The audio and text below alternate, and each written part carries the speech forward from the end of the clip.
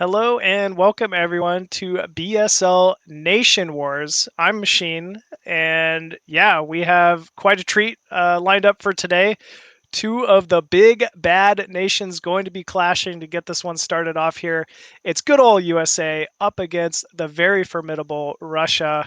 And man, I am completely excited to get this one kicked off here. As we can see, we have basically the who's who at the moment that's still active, still grinding, still playing in both of these countries here. We got Sugo on, very strong, formidable Protoss for USA.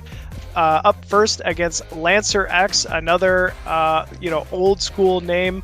They're going to be facing off on Dominator. Now, kind of excited to see how this one's going to go here. Lancer X always been just a menace for me personally to hit online. I mean, he is very well thought out in, his play, especially getting into late game PvZ. So always excited to see him play here.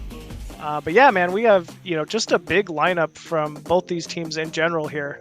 In the USA side, we also have Raz here, fellow, BSL commentator, ranged, very old school player, took a match off me at WCG. Ranged, I will never forget it. Striker, one of the best Zergs, if not the best Zerg currently in North America. Jiraiya and Banana going to be anchoring off the 2v2 side of things. Jiraiya, also a very strong 1v1 Zerg for the American side, but very known for his 2v2. As well as Banana. I've had the pleasure of facing off against both these two on online and other 2v2 matches, and they are just a team to beat. Absolutely. For Russia's side, as we said, Lancer X definitely been around for a very long time.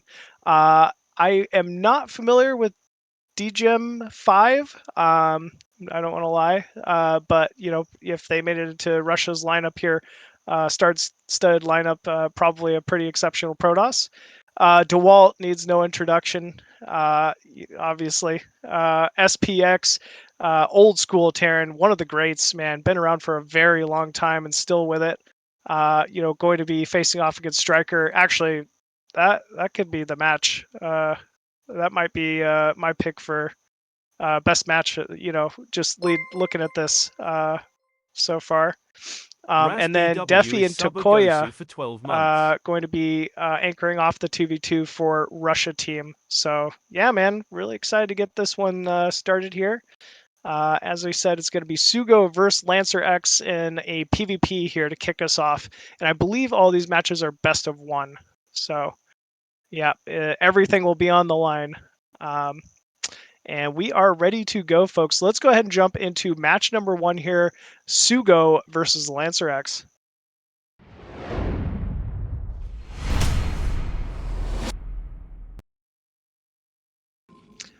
All right. Spawning top left side as the gray Protoss. Hailing for USA, it is Sugo. And spawning mid-right as the red Protoss from Russia, Lancer X. So Dominator, I'm not gonna lie, I actually haven't seen many games on this. I'm not really sure how this one's gonna quite play out from the start here. 3-player map, though, I believe, so should be pretty standard for 3-player map openers. Probably that early probe scout going to be could end up being a big factor here for either Protoss.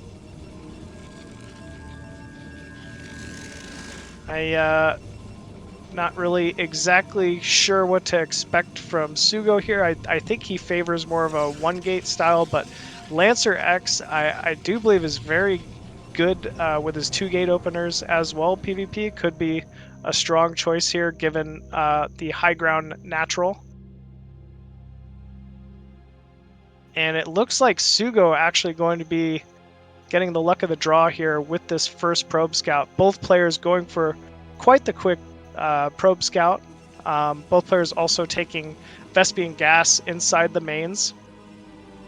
Oh, this looks like this is Gladiator, basically. Okay.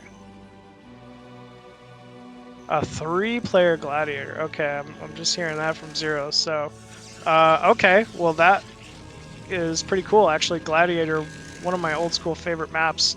I think it's really a map that kind of rewards pressure, rewards like, you know, being a little bit more active and aggressive early on. You know, if you're able to contain your opponent to their main base, a lot of the times that could be, you know, the only advantage you need to really win the game. And a little bit of scouting, a little bit of harass going down here for Sugo. Lancer, through process of elimination, knows Sugo has to be located top left here. Not seeing... Okay, there is one Zealot out so far, I believe, for Sugo. Ooh! He does manage to keep that probe alive, but that was quite close. Core finished. Nothing spinning yet. I don't know if he's going to be hiding range or might possibly look to open quicker robo. Nope. Looks like we are seeing range spin up there. So nothing out of the ordinary here for either player. Just very safe, very standard. Looks like Sugo is hip to knowing when that Dragoon timing is going to be popping out. Decides to save the probe. Good choice. Second gateway going down for Sugo inside his main. And the Citadel. That's the switch up here. So it's going to be Citadel here from Lancer X. Good call, right? You know, PvP. Why not? It can be quite strong, obviously, in this matchup. And all it really takes is a single DT, you know, kind of slipping by, making it into the main. And that could be, you know, all you really need to lose a game like this. So we'll have to see if it gets scouted and what tech Sugo opts for. Does have 200 Vespian banked, so you know he might be able to afford a robo here, and if he does, it would be a good call. We are seeing a probe get into position here. I think it is going to be a robo. And yep, it is. Templar Archives about halfway complete here for Lancer X. It's going to be a tight call here. If Sugo gets that observatory immediately, should be able to have detection in time to stop this Dark Templar timing. 2 more Dragoons as well. So I believe Sugo getting the better end of the build orders here. And Dark Templar starting for Lancer X. Or if he'll opt to just Expo and go Cannon with this, or what the decision will be here. But it looks like Sugo going to be moving out here with his group of units. I think he'll have a Dragoon advantage. So the DT going to need to come into play just to survive here. And here we go, 4 Dragoons and a Zealot versus 3 Dragoons and a Zealot. Should work out well here for Sugo. He's just going to let the DT walk out? Okay, no, so he does see the DT. He knows exactly what to expect here. And actually, he's continuing to pressure in. I'm not sure about this call. I guess it is going to at least give him a full scout with this Dragoon scout. Observatory completing, so there's no way that DT is going to end up doing any kind of significant damage here. But it does force Sugo to completely back off with his attacking force for now until that observer gets out. And just because of how this normally works, it's, you know, he's probably just going to have to sit at home here for quite some time while that 3-gate from Lancer X kicks in. And here we go, DT walking up, Observer just in the nick of time, and that should be a dead DT. Yep, does end up falling there. That's going to trigger Lancer X to completely back off. There is a second DT here from Lancer X, so there is still a threat of some serious damage. Should Sugo not choose to wait for a second observer, but for 12 months. You know, he is the kind of player to where he's very patient, with just 2 drones. And I don't believe that's going to be an issue here for Check Sugo. Video, 2 drones, 1 mistress. Nexus even going down here.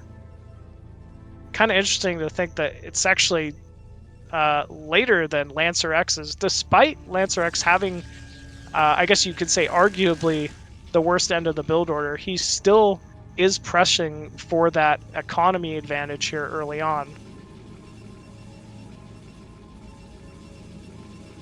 4 gateways for Sugo. This has to be a big timing.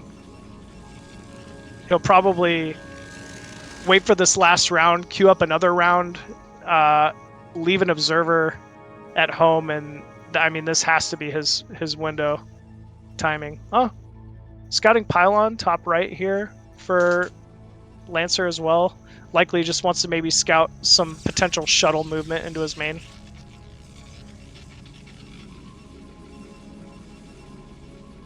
Nexus finally going down here for Sugo at the natural. High Templar, Storm being researched as well. I mean, if cannons get up at Lancer X's natural and he's allowed a couple storms, he'll probably have enough to hold here. But man, it sure feels like Sugo's missing a window. There we go. It's actually Lancer that's pressing in. That's a little bit of a shock to me.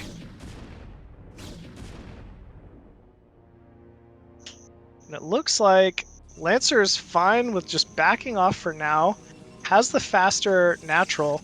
Sugo going to finally get that observer in range at the natural to see exactly what's going on here, and knows he is behind economically. Nice job, picks off a couple straggling Dragoons, and this is, he's decided the window to go. So probably a good call here. He will need to be careful of basically losing high ground advantage, you know, to Lancer making it up this, but still, I mean, the unit count looks severely in favor of Sugo here. Remember, there was that DT. I wonder if... Oh, there is a DT in the main at the same time. It's yeah, that's got to be a little scary here for Sugo. We'll have to see if he even recognizes it. I'm not sure. Oh, he does pull a probe even that was targeted from that DT. Nice job. But it's looking like Lancer X somehow, some way, going to hold the natural here. Oh my god. Is that it? I can't believe that.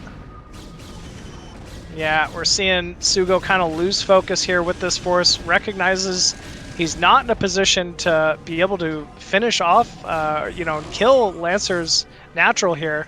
A 19 kill DT in the main. GG is called there from Sugo. And game 1 going to Russia in surprising fashion. You know, that was obviously a very close game.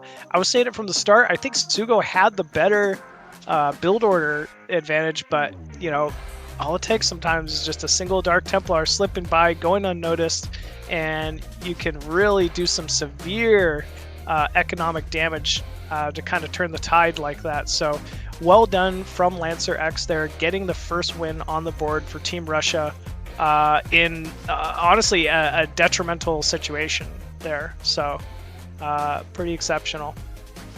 And with that, we will be moving on to our next match. This is going to be a clown fiesta here. It's going to be Raz facing off against DGEM 5 on Monty Hall. Monty Hall, definitely one of the clowniest maps to ever be made and used at a high level. I mean, for those of you who haven't seen this map, it's like 3 different lanes. It almost looks like a Dota map or like League of Legends, where it's just 3 separate lanes of bases.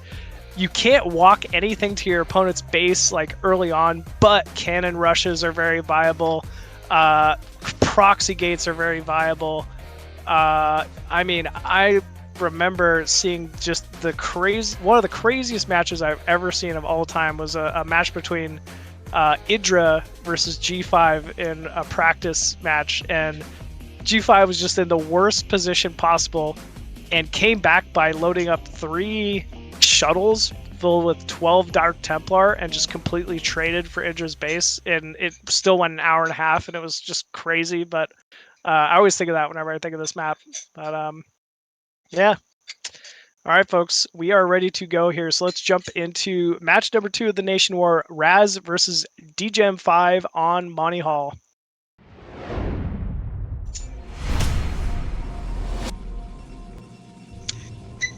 And spawning top left as the red Protoss from USA, it's Raz. And in the bottom right, spawning as the blue Protoss from Russia, it's DGEM5. So as I was saying, Monty Hall, just a real cloudy, weird map. You're kind of guessing what lanes your opponent is going to open up so that you can also choose to either attack through those lanes or prepare defense and wall them off.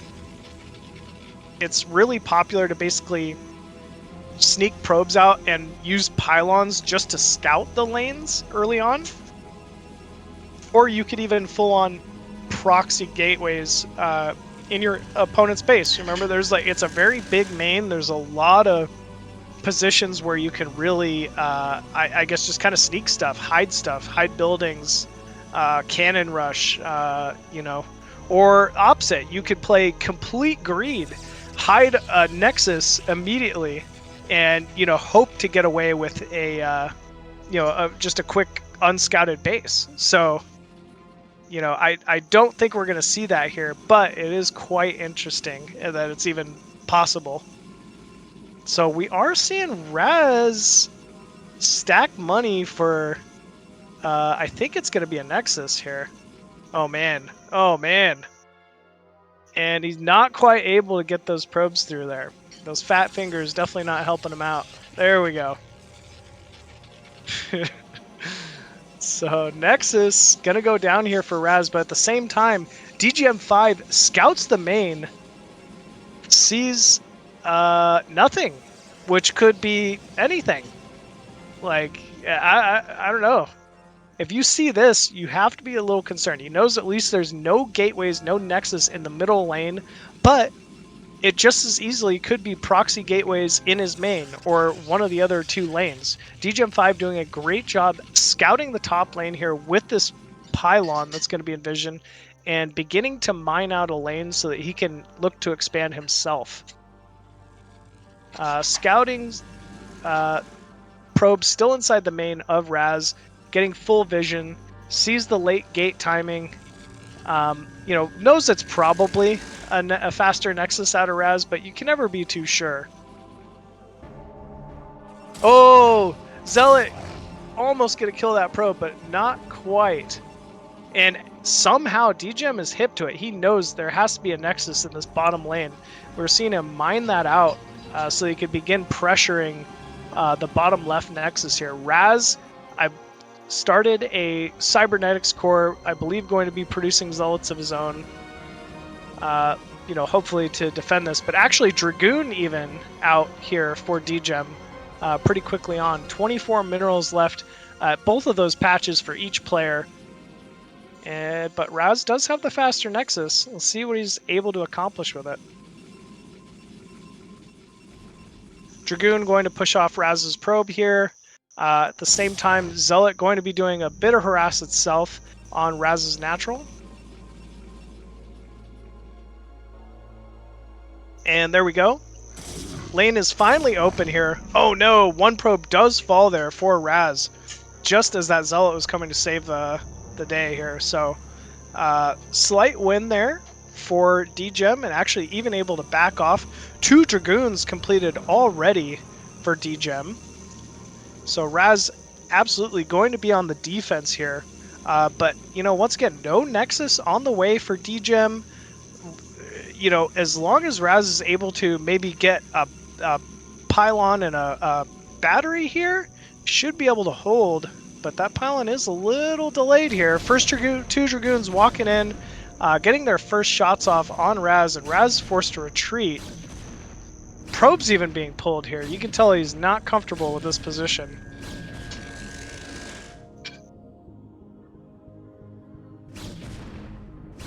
Pylon being targeted here. Oh no, second Zealot. That's not what you want. And here we go. Probes coming in to join the fight here. 2 Zealots and a Dragoon versus 2 Dragoons and a Zealot. DGM5 doing a good job pulling back, not taking unnecessary damage with his own zealots, forcing a lot of lost mining time. And Raz finally gets the second Dragoon he's been waiting for. But, you know, no range yet, I believe. It's just kind of been taking, you know, a little bit longer than he probably would have wanted to get Dragoons and Dragoon range to defend this. Cannon even going down here to join this pylon. But third Dragoon underway here for DGem. Doing some damage. There we go. Okay, not the worst trades for Raz here, given everything we've seen. And somehow it looks like it's gonna kind of stagnate, even out, and stalemate. With that cannon and hopefully another pylon, Raz should be able to hold, and I believe the pressure will be on DGem to expand then. But we'll see. 4 gateways, 2 more gateways underway here for Raz. But remember, it is 4 already completed for DGem. Raz getting a little too aggro here. He's going to need those cannons in order to survive here. And yep, he's just taking an inefficient trade. Just has less Dragoons.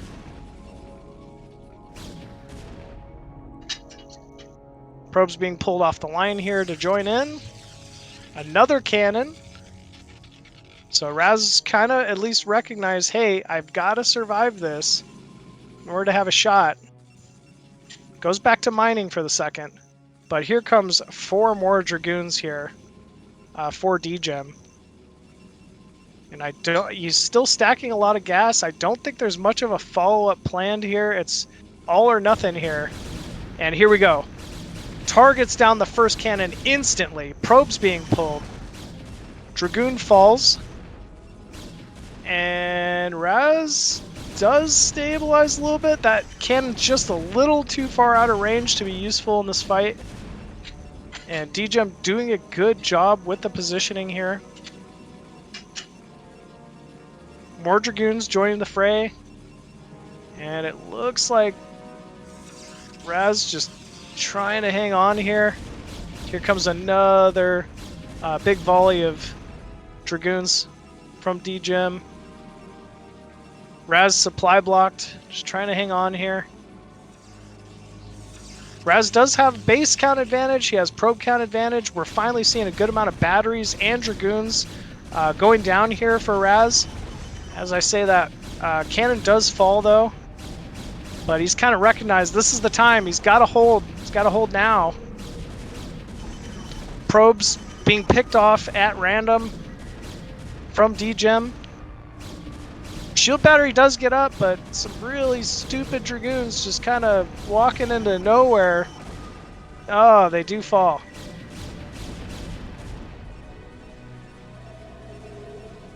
I think that Dragoon needs some WD-40. His leg got stuck. Yep, another canceled cannon. Just more and more economy damage going out here for DGem. He's still continuing to send forward Gate Dragoon. Cannon falls once again. Probes trying to get behind, trying to get a good surround here. But unfortunately just not quite able to do so.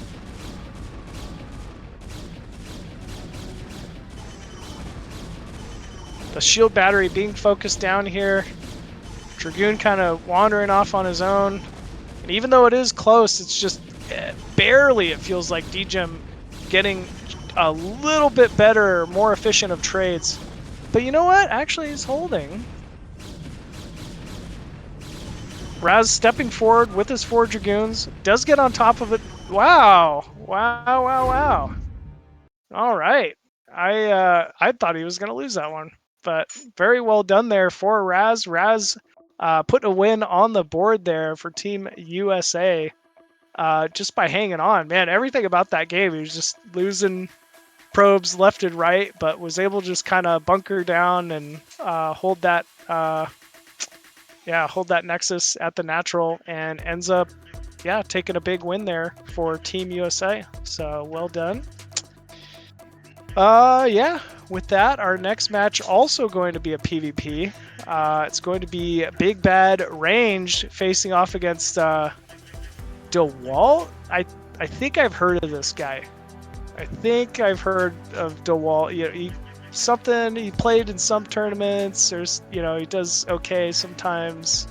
Yeah, gonna be a tough match for whoever Dewalt is here, because he's going up against Ranged on Minstrel. I'm not familiar with Minstrel, but no, obviously it's Dewalt, man.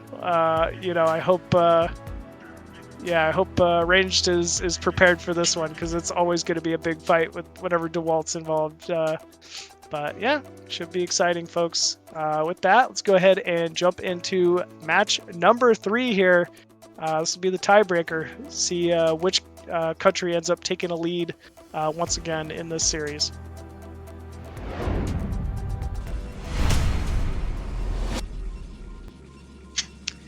And spawning bottom right of Minstrel as the red Protoss from USA, it is Ranged. And spawning cross map top left as the blue Protoss from Russia, it is Dewalt. Yeah, Dewalt, man, he's incredible. I mean, just a phenomenal player at the top of his game. Puts in more work than anybody else. I mean, really, this is the guy who needs no introduction. You already know who it is. I'm always excited to see what he's got planned here. You know, it's definitely going to be a big fight for Ranged, but I think he's up for it, man. Ranged has been back, been playing for you know, a good amount of time now. I think I think he's been back for at least a couple years, something like that, and really has been doing well in you know, a lot of the North American leagues, and is just always a gamer, man. He's always playing to win. So we see just a standard gateway timing going down here for Ranged. Quicker probe scout, Dewalt opting to actually just continue mining with that probe in the main, get a slight economic advantage. And yeah, we'll have to see how this goes here. It looks like both players scouting cross map. I'm not sure if this is a 2-player map, but okay, so it is a 2-player map. So yeah, it's gonna be interesting here. See what Range is able to accomplish with just a little bit faster of a scout. Maybe if he has a Zealot in time, he could block Dewalt from scouting the main, but who knows? Yeah, no Zealot on the way, so it is just core gate for each of these players.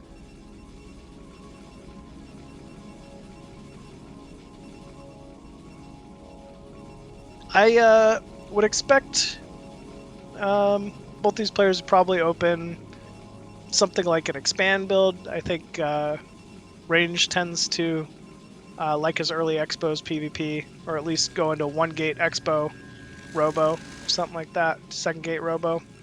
But we will see. Dragoon started here instantly for Dewalt.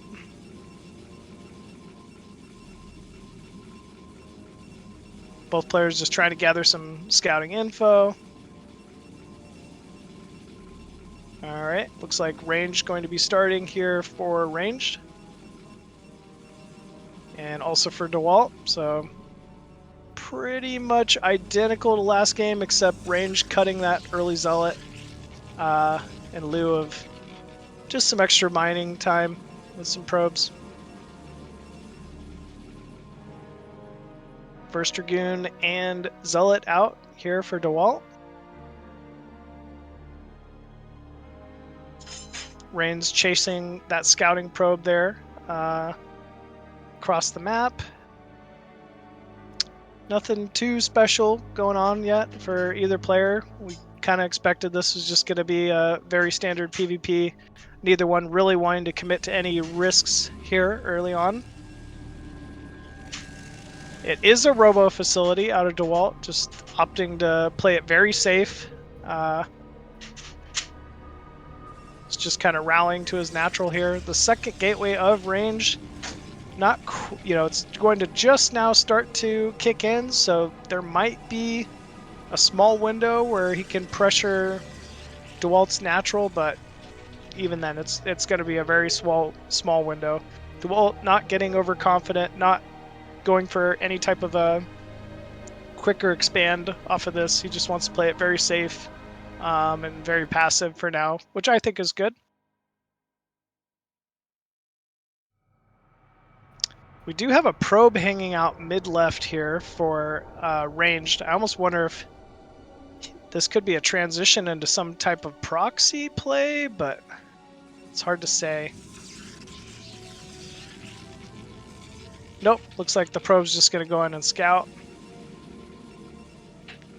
Sees no expo yet, but does see the Dragoon count, and he sees, hey, I've got an advantage. Oh, no, he is going to back up. Robo facility just about to complete here for ranged. Meanwhile, Dewalt's is already up, already has observer on the way. So that will give him some very key scouting intel. Ranged just backing off to his Dragoon rally. Still has that probe mid-left, just in a key position to scout should Dewalt choose to move out. Or maybe he's just going to send it in now and see, is there a Nexus on the way? Nope. So he's a good amount of Dragoons, so I like this. Range is being very diligent. First Reaver on the way. Observatory after Robo support for ranged. That kind of leads me to believe that because there is no shuttle yet, ranged is not really planning on getting too aggressive here early on. Likely just wants to expand with a single Reaver. And yeah, we do see the probe there just in time. And yes, it will be ranged with the quicker expansion.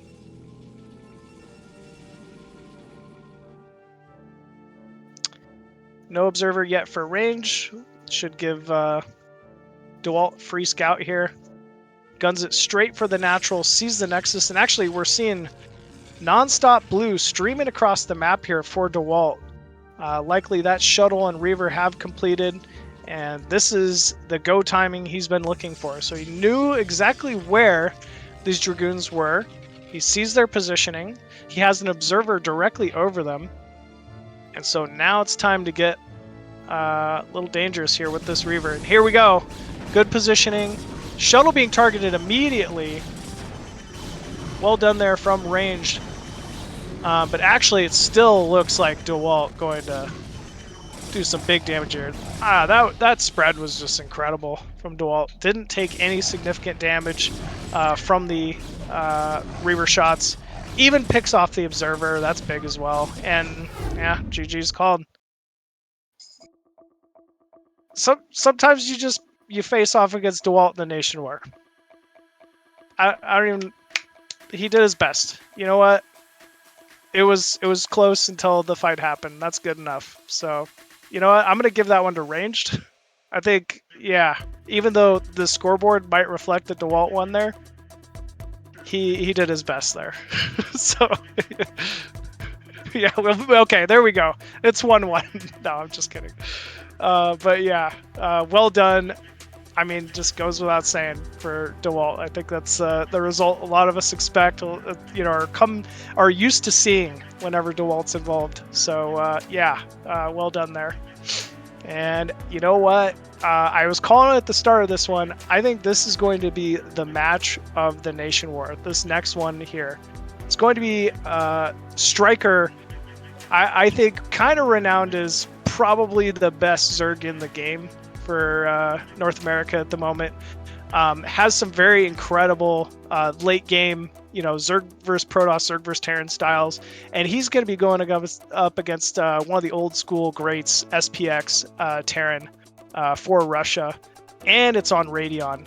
Big 4-player map. I think we got a big potential here for a pretty epic best-of-1 match here between these two. So very excited to get this one kicked off. So yeah, without further ado, let's jump into match number 4 of the set here. It's going to be Striker versus SPX on Radeon.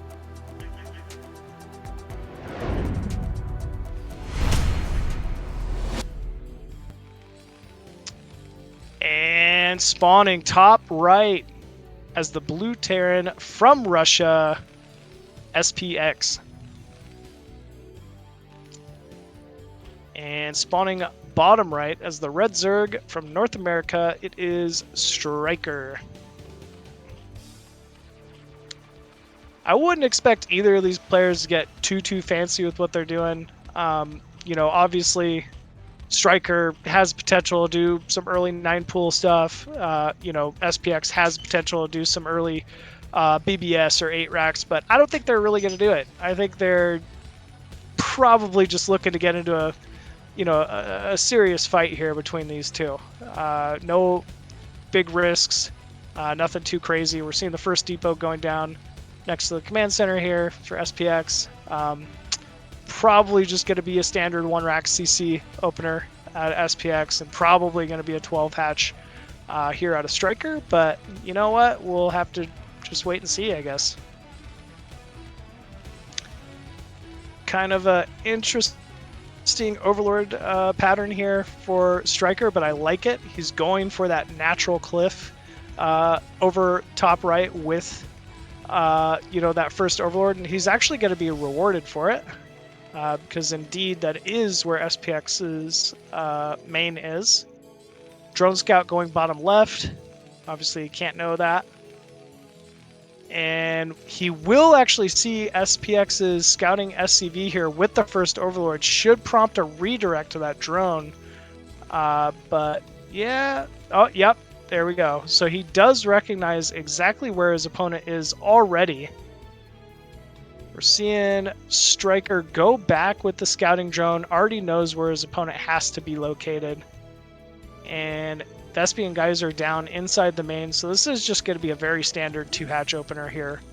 Wow, we're seeing a lift off from SPX. Not worried about any kind of early pool play, so he wants to have that barracks accompany his wall off at the natural.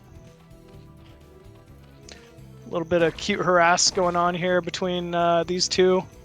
Looks like Striker going to be pushing off that SCV at the natural for now. And pool just about to complete. We'll have to see if Striker chooses to get a little aggressive here. Remember, I guess that barracks is not going to be a part of the wall off here. There's no bunker being produced at the natural yet, so Striker could choose to build 6 lings and do some pressure, but nope, we're already seeing a drone at the natural, just 2 lings being produced. He's going to try to get as greedy as he possibly can here early on. First 2 lings are out. They should be able to deny the scout. Yep, and they will force the SCV to push off. At the same time, though, this is key info here for SPX. Sees that it is just 2 Zerglings out of Striker. No need to produce a bunker at the natural, and no need to pull any additional SCVs. So he will be able to just freely mine here early on. Wow, very fast eBay out of SPX. I love it. I love those early upgrades, especially for those mid-game muta battles. It's always scary when your opponent has +1 weapons, you know, and you're fighting small groups of mutas here, you know, mid-game. It just, the trades seem to go very well for Terran because of that. Third hatchery going down inside the main here, and actually Striker going to allow it to be scouted. So this is that 2.5 hatch variant. Probably could have denied that a little better, but not a big deal. 2 on gas in the main here for SPX, really just trying to maximize that early mineral production. A lot of Zerglings coming out. I guess maybe these are just defensive lings just in case. No speed. Oh, there is speed as well for Striker, so SPX going to need to be careful. And in fact, we're even seeing a bunker go down at the natural. Why not? I love it. Just play it safe. Wait for your upgrade. If you're SPX, there's no reason to lose here early on.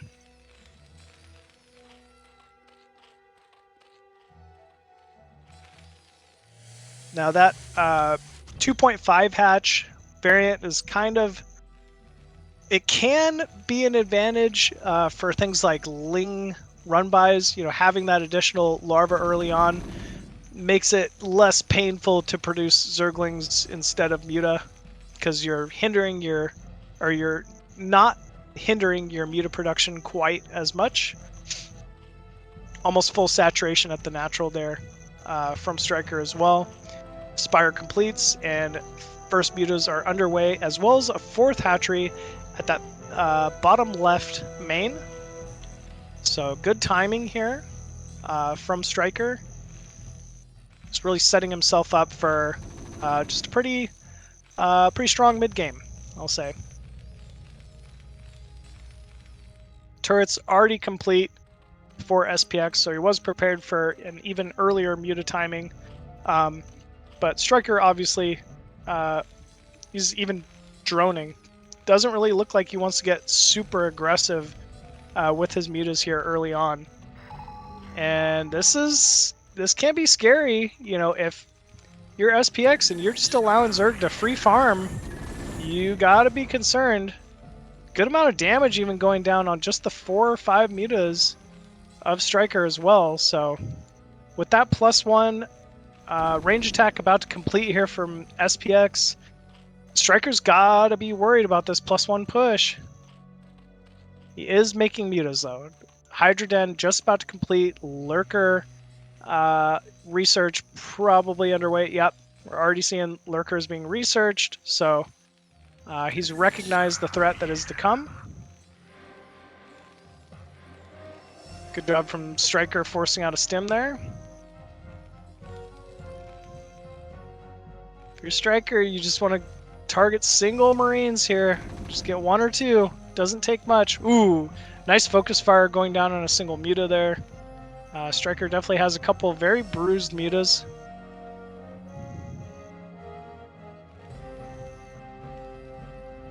And he's posturing to dive, but SPX relocating, good positioning. I mean, good placement of everything. I like how the medics are kind of walling off in the center. He's mimicking the muta positioning. Gets on that turret immediately and started repairing it. That was pretty good. Does lose a turret and a Marine, though, for a muta so far. Okay. If you're SPX, you almost want to just start pressuring just to force pressure away from this. Zerglings do fall.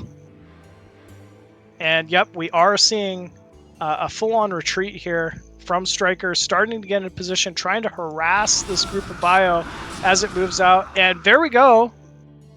Few good pickups there from Striker.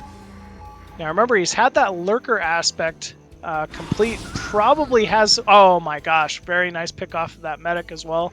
3 spines going down at the natural. He is completely set here. He doesn't probably even need to wait for the Lurkers to defend the natural here. As long as he's got a couple Lurkers at that third, yep, they are morphing too. He's got 2 holding the ramp, just optimal timing on those. I want to say Striker is set up. He will get to a Hive Tech game at this point. So from here, Striker should be open to start counter-harassing with the Mutalisk should he choose to. And it is 10 mutas, so it's not like a small force. It can definitely get some significant damage done. SPX, meanwhile, content with just kind of posturing outside the natural of Striker, preventing any drones from rallying to that third base to saturate it, and just kind of keeping tabs on the Zerg army. There we go, big counter. Did not lose any Mutalisks, but didn't kill anything with those either. Good repair, clutch repair there from SPX. Second starport, just about to complete with that control add-on. There we go, Evo chambers, 2 Evo chambers already, even for Striker. Probably gonna need to get a macro hatchery at the third base location so that he can start droning that a little more efficiently.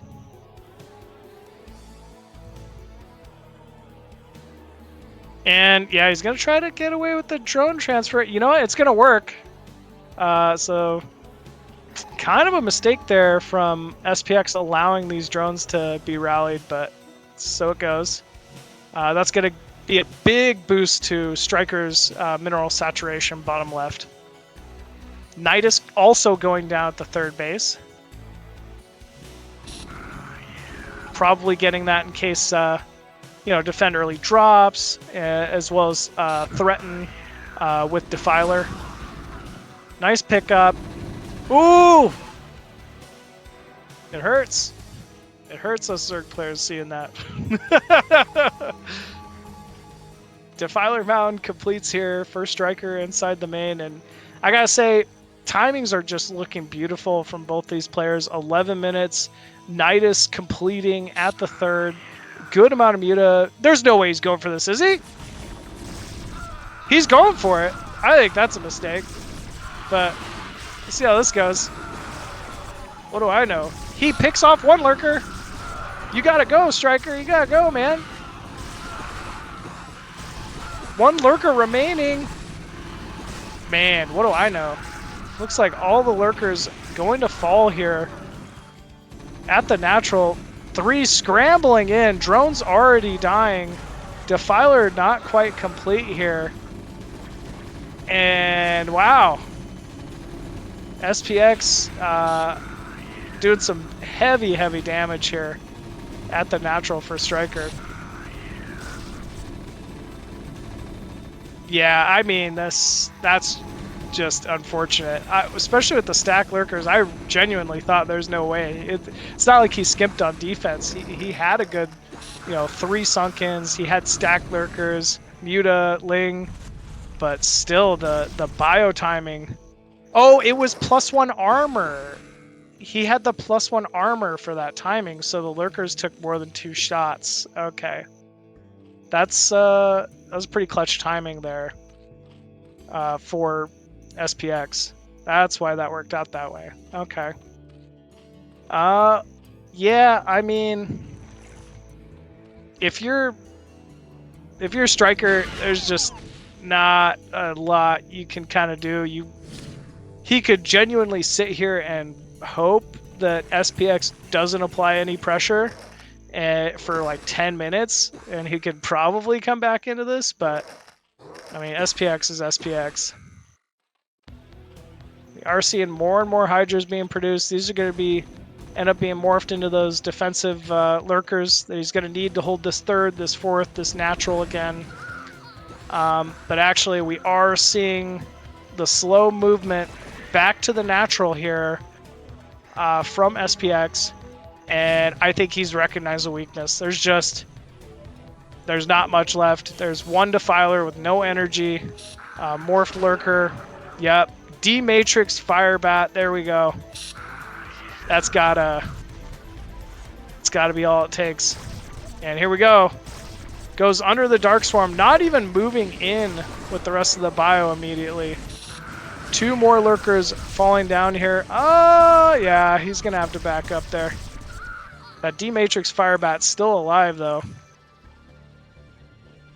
And he's just kind of forcing Striker to waste eco, waste units. Striker desperately trying to stall, trying to drone that third, that fourth base, redrone that natural once again. He's sitting at about half the supply. SPX, meanwhile, mining that third base, mining that fourth base.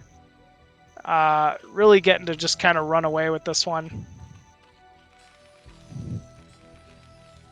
There just can be no pressure from Striker. He's just not in a position where he has the supply to really do it. Striker going to be backing up with a small group of Lings. Top left does scout it out, though. Battle cruisers operational here pretty shortly. Good irradiate. And here we go once again. Oh, nice plague, though, from Striker. Does rally one lurker, and maybe he can do it here. He might be able to hold. Oh, the lurker falls at the last second. Another lurker does make it in time, though, and he has a Defiler. Please plague it. Does back up.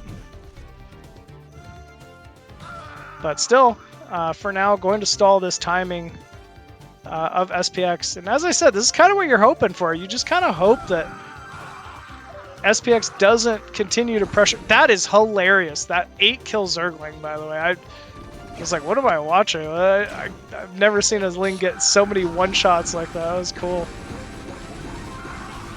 Yeah, Marines, pretty good. They do defend that Zergling timing quite easily.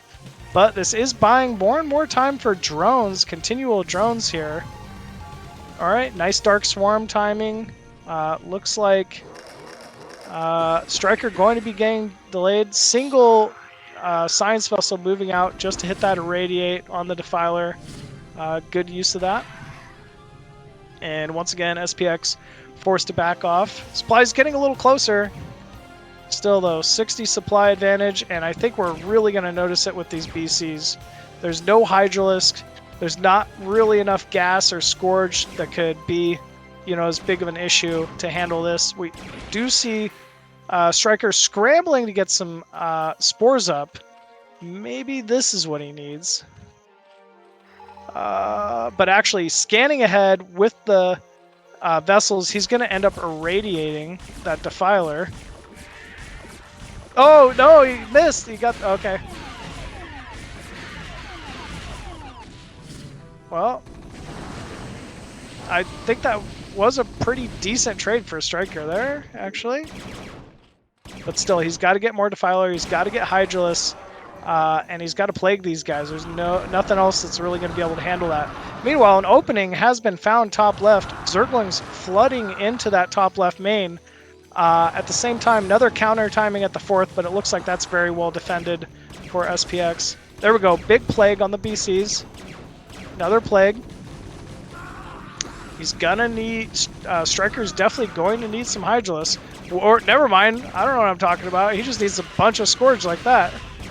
And, yeah, one battlecruiser does fall. Oh! Yamoto's the Defiler. That was a sick play. Alright, he'll at least be able to start mining again. Defiler is coming down the ramp. Do get a Dark Swarm just in the nick of time here.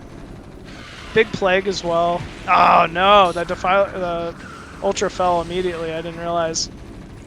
And yeah, looks like that could be all here for SPX. Just not quite enough. Nice Plagues, good recovery from Striker, but the SPX Terran just too strong.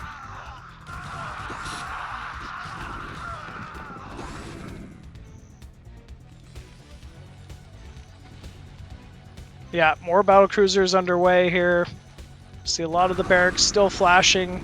Big 50 supply advantage still here for SPX, and Striker just not allowed to get on that 4th gas. 4th gas for Zerg vs. Terran is really the key moment when Zerg finally gets to start being a little aggressive, but he's just not quite at that position yet. He will try to retake the 4th base, bottom left, but it's going to be a long uphill battle. I say that, and actually it's kind of doing some damage here to one of the few remaining mining bases of SPX. Still, though, he should be able to squash this and get back to mining and secure his advantage. But, I mean, these Zerglings are being a pest.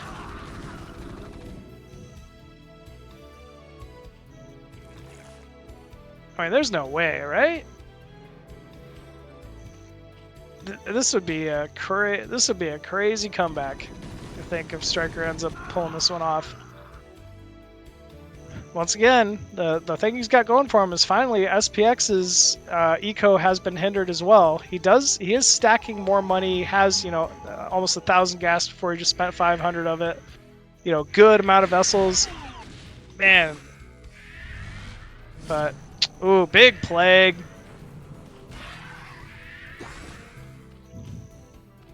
Yeah, if he keeps throwing vessels away this free, that could be a problem. Good spread. Still, 50 supply advantage. It's kind of been the constant this game. No Defilers, no Lurkers. at the natural. 2 battle cruisers moving in with the Bioforce of SPX. And this has to be it, I think. There is a Defiler, though. Wherever there's a Defiler, there's a hope and a dream. Oh, use Dark Swarm! He does get it down. Plague! Oh, big Plague, too. He's got to be happy about that one. There are no vessels to handle this. Ooh, he's got to get that air armor. Those BCs are just kind of cleaning up those Scourge. He really just needs some Hydralisk. Wow, just focuses it down. Good call there from SPX. Oh, and the second Defiler. Man, they kill him so fast. Okay, does make a little space for him. Oh, targeting the Nidus. That's a pretty clutch target from the battle cruiser. A lot of Scourge coming over here. Oh, is he gonna get away?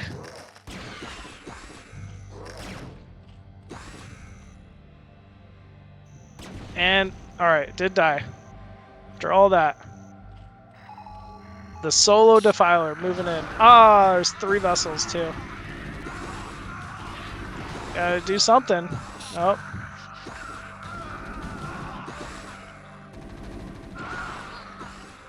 So SPX doing a good job rallying back with that bio.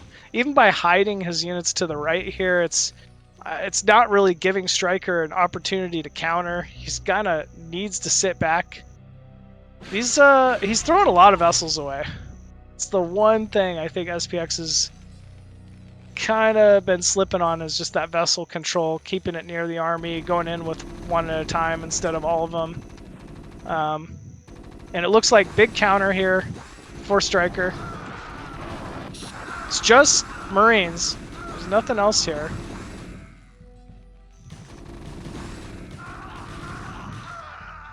And there we go. Striker able to try and secure a 5th now. Main is mined out for both players. Natural mined out for SPX. But SPX has gained control of that 12 o'clock center base. So he is once again on an additional mining base. Oh! Yamoto's the Ultralisk. Okay.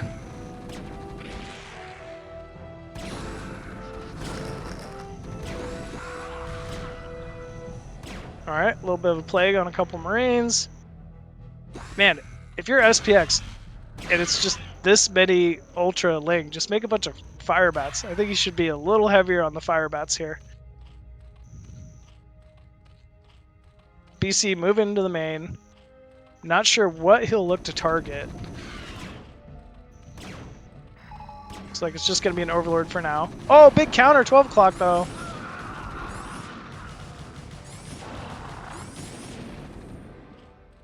Once again, just finding these openings. Oh, big lurker shots. Still has not moved in with a scan either. Oh, there's no Defiler here. He finally caught the base.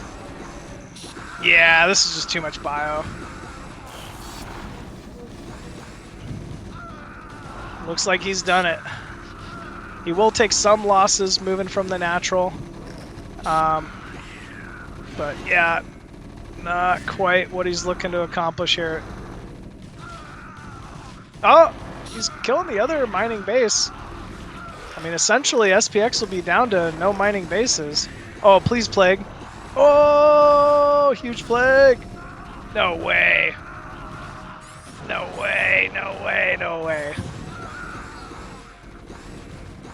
What? That's crazy. That was a huge Plague. He does have another base he can potentially mine from. Those 5 armor ultras really just wreaking havoc here. Marines are completely walled at the back here. Okay. Wisely, Striker backing off. Supplies are looking pretty even. Kind of can't believe what we're seeing here. Okay, big plague on the vessels. I mean, I think that's a good call. you know, SPX has been a little haphazard with the vessel control. He's got to get a Defiler over here and clean up this bio for free. Not for a trade. He's got to do it for free. Yeah, and he's not going to do it. He's going to attack with all these lings. I don't think this is a good call. Because he could just do this for free. But either way, we'll try to eventually get this cleaned up. Does a pretty good job targeting down the medics that are walling off, but at the same time, well done here from SPX to have that positioning. This has really taken a lot of multitasking away from Striker at a key moment when he wants to be doing other things. And yeah, he still can't kill it. Crazy. Does have some rallying Zerglings, though, that should be able to finish the job. All of these are weak. Please, get some Scourge again. Kill him. No Hydra still. I think that's actually the play, is Defiler, Hydra, Ultra. But he will actually make it back with these vessels once again. Oh, 12 o'clock's canceled. We are seeing some Ling harass happening. Oh no, that Irradiated Ultra is just killing everything. We need the Scourge, we need Defiler, we need Hydra. A lot of needs here. But Striker is managing to really hang on to this game somehow. It's quite a shock. He's scouted top left, he's realized that's not mining. He's scouted top middle, realized that's not mining. He's hanging on to a 5th base, he's retaken his 4th. He's even taking, I just noticed, top left 3rd base at the same time. That is crazy to me. Oh, he's not mining the gas at his natural. I wonder how long that's been going on. Does have an Ultralist there, too. Either way, both players kind of posturing. Oh, Scourge going for it. Does get a nice pick-off. And forced a stim. Oh. There we go. SPX being a little more diligent about keeping these vessels alive now. D-Matrix going out on a Marine. I don't see a Defiler with this. Yeah, definitely is going to need Defiler. It's just a must this late into the game. There we go. Morphing another one. It's got some Ultras over here at the 5th. A Mutalisk as well. If the Mutalisk finds these vessels...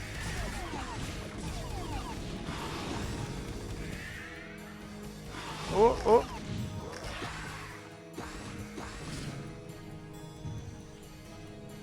And, yeah. I mean, you can't do that too many more times if you're SPX. Vessels are, I mean, the king unit in this matchup. They're good against everything. Still, SPX going to charge down to the natural finally. We'll see if Striker is able to react in time. But at the same time, I don't know why Striker should care. I almost just give this up. Big plague, huge plague. And this should buy more time for Striker to send out additional units. Good trades, again, from Striker. Ooh, defensive BCs, pretty good call here from SPX. Oh man, once again, these Zerglings catching some move control Marines. Picking off more SCVs. We see the SCV count is actually 21 SCVs to 43 drones here for Striker. Okay, SPX has to go. He's going now. He's going for that mid-left base. I thought he was. Yep, here we go. Striker's going to be forced to pull units here.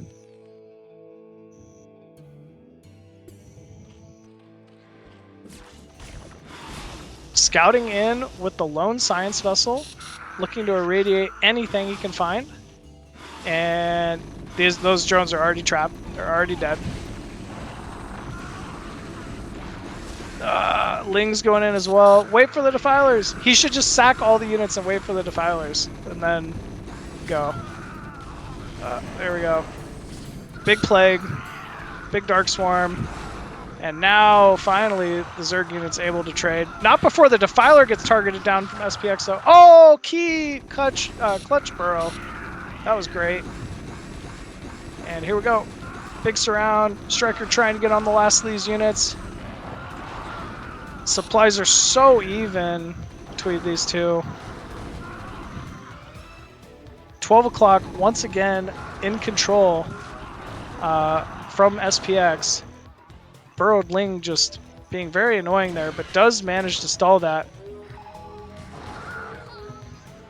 And this gets cleaned up. Once again, Striker has the sneaky top left base, and he's mining gas at it. I want to say he's actually in a better spot here. Big plague going down on these BCs, and once again, this base will be shut down. This is not a mining base anymore. Striker with the supply advantage for the first time in this game. 12 o'clock under pressure. He can't attack without a Defiler. That's one thing he can't do. Just every time he's just trading Ultra Ling into Bio, it's going to trade poorly. But if he waits for that Defiler, gets that Clutch Dark Swarm, gets that Plague, he doesn't even need Ultra. He'll just need Plague. Just needs Defiler Ling. But does manage to back off. We're even seeing some units being allocated mid-left here should this base come under attack. And if you're at SPX right now, you're saying, what happened in this game? He was in such a comfortable position. All right, looks like SPX going for it, pressuring.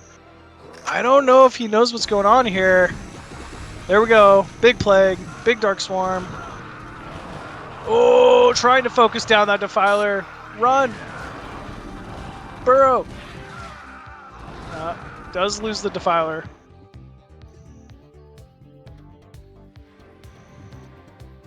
I mean, if you're SPX, suddenly you gotta do something. Big counter, Ling Ultra timing at 12 o'clock. This is the last remaining mining base here. Oh, gets the vessel. No way. Wow. 1 BC falls. SCV's forced to retreat here. Additional Scourge coming in to finish off the last remaining battlecruiser. And Striker with the biggest supply lead so far. Oh, okay. Huge plague going down on the remainder of Striker's Bioforce. What can he do now? His entire army is plagued. More and more Bio trying to stream in from the natural here. At least these are healthy. Bio. Oh. You hate to see that. And GG is called there from SPX. And wow. Striker from just the depths, bringing it back in an incredible Zerg versus Terran there against SPX. SPX played that so well too. But Striker just kind of stayed poised, didn't lose his cool. I thought when he lost the natural to that original 1-1 bio timing, I really thought it was over. But managed to just kind of hang on and endure, and ends up dragging out a very big win there for Team USA. So yeah, very well done there from Striker, and that was incredible.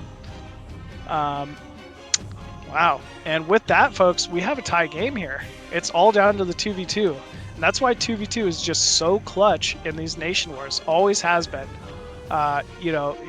Just because you have the best 1v1 players doesn't necessarily mean you're going to have the best team. You got to have a very solid duo of players that can work well together, have done this a lot, and it's tougher to find the practice. So the folks that are these experts, like Jiraiya, like Banana, like Defi, like Tokoya, it is so necessary to drag out these close wins in these Nation Wars. But yeah, with that, I was saying it before, Jiraiya, Banana, longtime, partners, longtime teammates. I think known as being some of the best 2v2, if not the best 2v2 team. And Defi Tokoya as well. It's going to be interesting to see a Zerg Protoss face off against Zerg Terran. You know, Vultures being so strong if you can get to them in this matchup, but Terrans being so isolated early on makes 2v2 play for such a different style than a more standard Zerg Protoss or Zerg Zerg. So yeah, we'll have to see how this one goes, folks. But with that, let's jump into the final game of this Nation War. Jiraiya Banana for Team USA versus Defi Tokoya, Team Russia.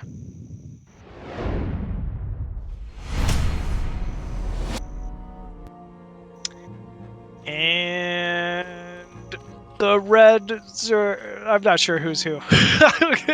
Okay, top left, let's see here.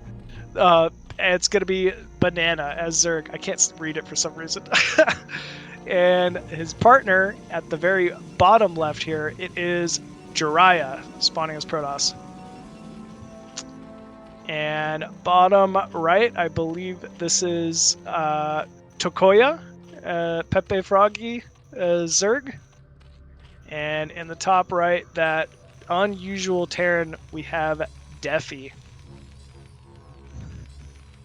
Probably going to wall off is Defi here early on. I think that's a good call.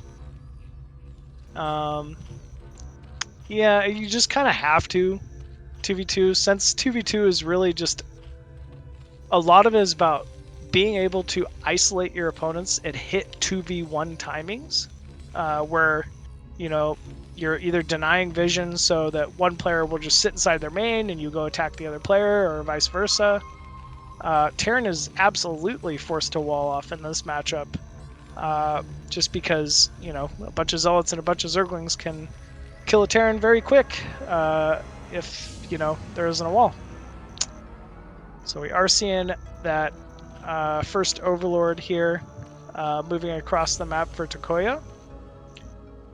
Probe Scout from Jiraiya moving into Zerg's main. We'll see I think that's an Overpool and a gas. Slightly faster gas here for Banana.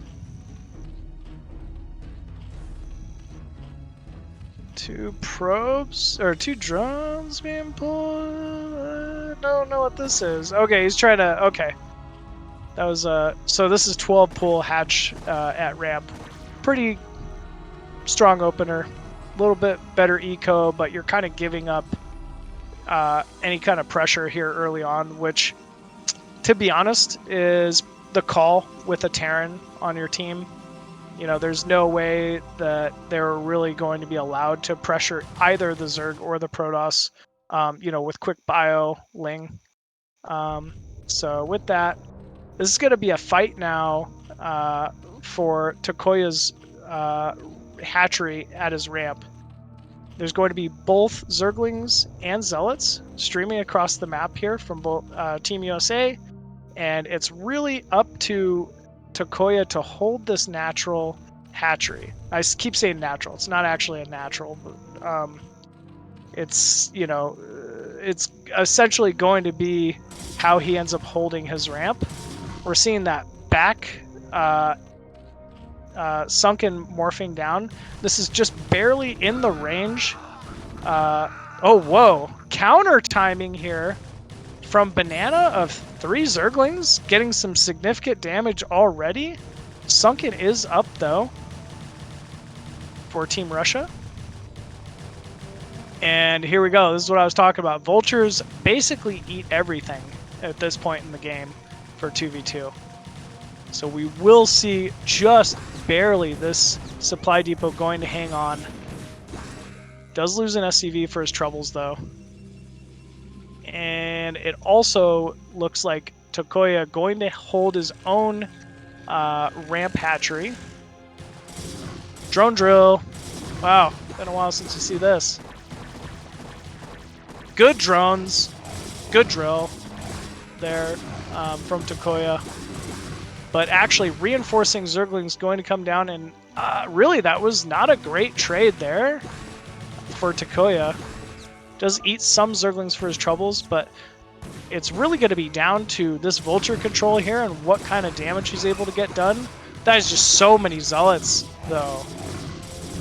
Sunken being forced down.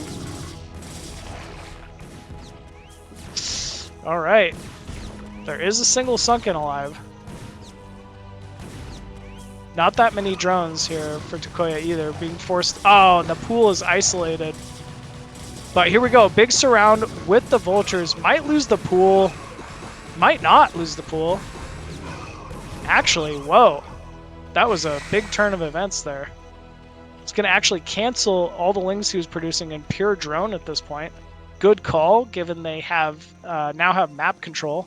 Muta's out for Banana. Not build, you know, they're out. They're done. That's crazy timing here. So this is going to be kind of a shocker if he's able to survive. Zerg might just straight up die here, actually. There's not many drones left. A couple spores being morphed. Okay, spores did... those vultures, I think, just barely bought enough time that he's not going to lose drones. But it was going to be close there for a second. He still might dive on a drone. Probably could. Second spore also defending the ramp there. Okay. So Tokoya going to stall for now. Tries to slip by with the vultures, unable to do so. Could probably just cancel that third cannon now. So mutas are definitely kind of like the vultures. They're just a big map advantage at this point here for Banana. You can kind of just keep making one muta at a time, and they're going to find value. Looks like the Goliath's looking to fight them, though. Is forced to back up. Defi getting +1 weapon. I love it. Against these muta, that's going to make them a big threat here. More and more mutas being produced for Banana. Only 5 drones in the main mineral line. I want to point that out. That's 2v2. This is high-level 2v2s. You really have to cut so much eco just to be a menace and put yourself in a position to do some significant damage. First Goliath falls. No turrets for Defi, so he is forced to retreat all the way home and keep this Goliath force in his main. Looks like Goliath range just then kicking in for Defi.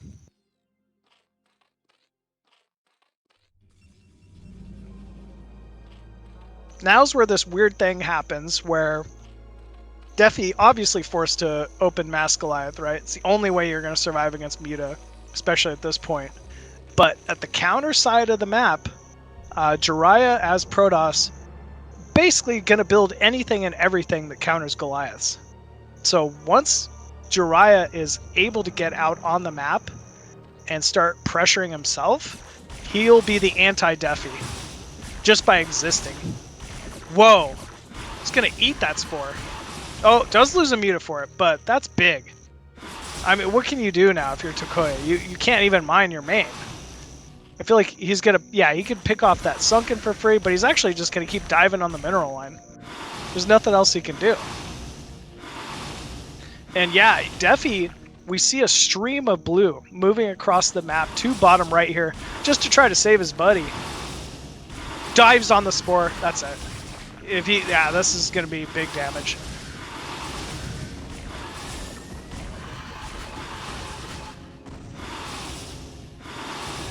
I'm surprised he's still building the lair.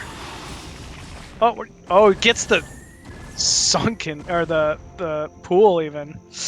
Yeah, Tokoya's out of commission here. He can basically build spores and that's about it. Probably should have canceled the lair because he's going to need all the money he can get here. Defi, though, has a pretty significant Goliath force. Oh man, that's it. Jiraiya and Banana just caught him out of position. There's just no fighting this many Dragoons with Goliaths.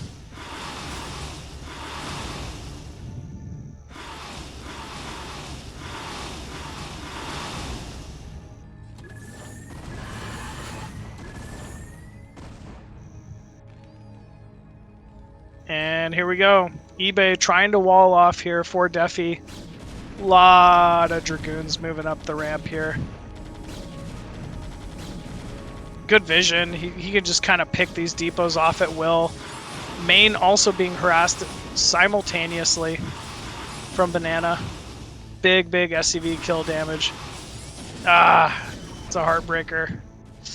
Goliaths are rallying from bottom right, but they're just so far away at this point. And once he breaks the ramp, he'll have high ground advantage against the retreating Goliath force. More and more mutas also popping in here from Banana. And here we go. This is the remainder of the force. Jiraiya getting a good concave against these Goliaths, really maximizing the damage he's able to do with his Dragoon force. And yeah, GG is forced out there from Team Russia. And it looks like with that, it's going to be a very close match with USA taking it 3-2. So wow, incredible series there. Always close between these two nations. You know, the nations that are still at it, still playing and still competing at this level. So pretty incredible to see. But yeah, that was a crazy one, especially with the Striker SPX game just being flipped on its head. This Nation War really could have just as easily gone Russia's way.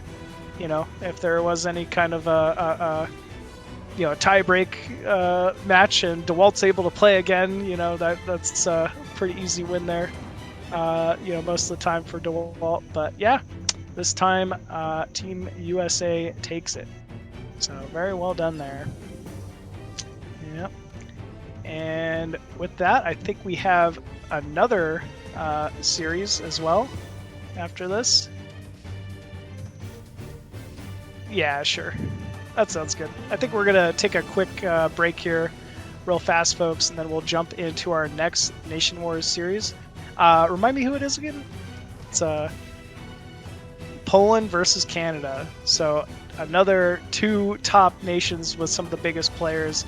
You know, I imagine Bonus going to be a part of it. I'd imagine Hawk from Canada is going to be a part of it.